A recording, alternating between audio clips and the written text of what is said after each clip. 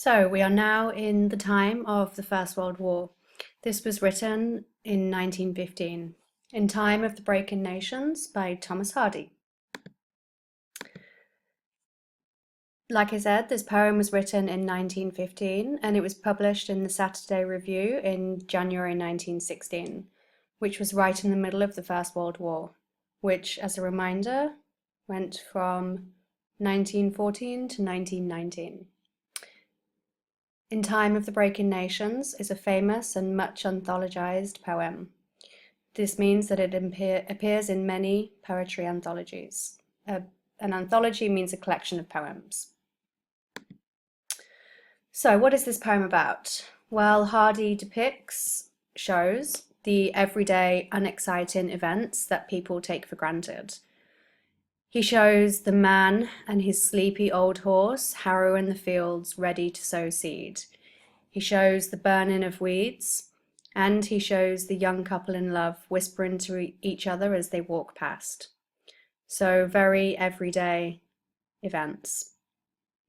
Yet these, he writes, are the events that will continue to take place when the apparently important matters, the wars and the families of kings, have been forgotten. So even though this is written in the First World War, he's writing about everyday, unexciting things happening.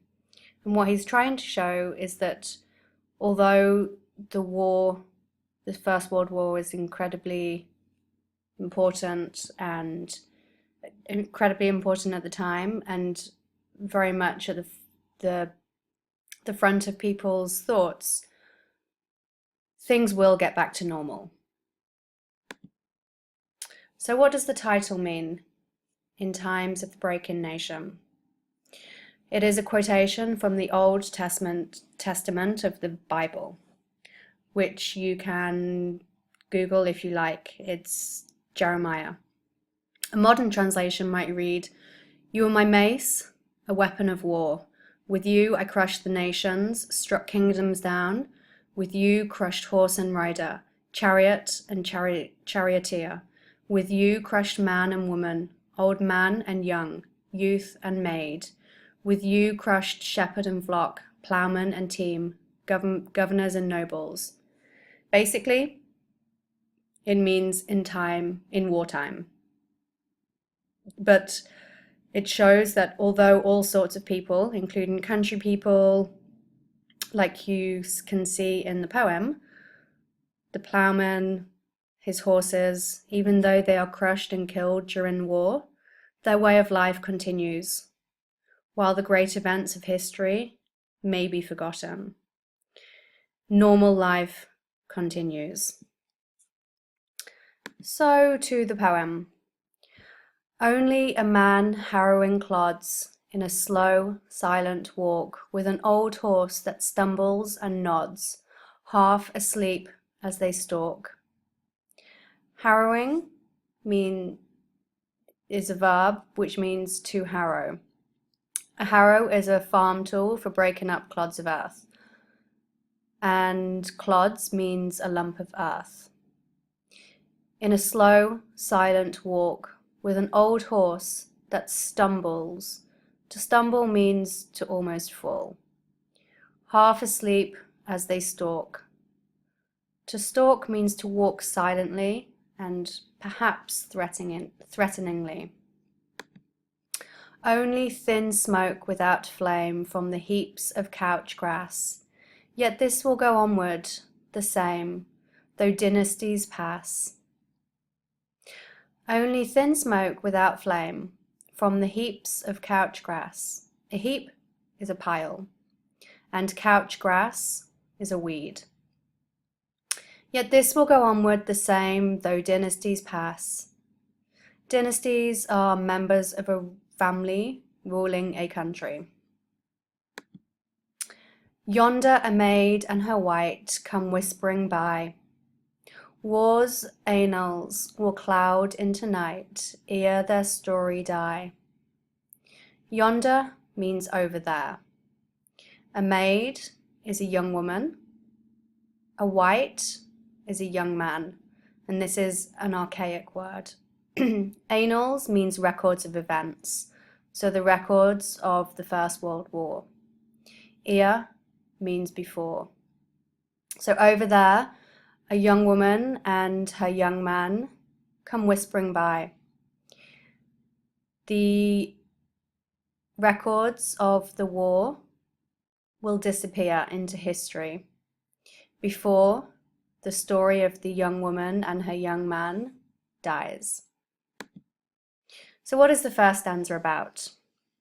Well, the first verse is entirely devoted to unimportant country sites and actions, dismissed by the opening word as only. So it's only a man working the field. He's walking silently with his horse. They're both half asleep. Very usual everyday events of a farmer. What is the second stanza about? The second stanza also begins only. Whereas the first verse described the slow, silent work of the man and his old horse, the second stanza describes agricultural routine. Agricultural means of a farm, on a farm. So farming routine for the first two lines, and then sets it against the important events of history with yet. So only thin smoke without flame from the heaps of couch grass.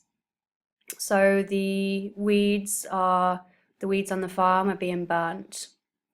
However, this agricultural work, the farmer and his horse, the burning of the weeds, will continue the same. They will continue, the routines will continue just as they always have done, even though dynasties, ruling families come and go.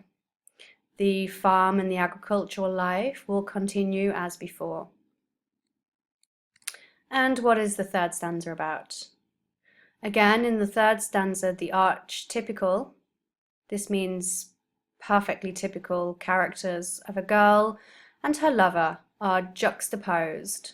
Juxtaposed means oddly next to.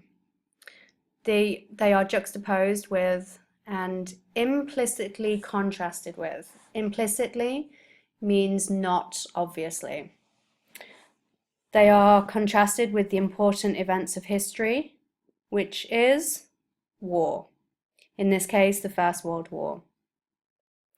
The historical records of a year of war, the war's annals, so that this word is linked to annual.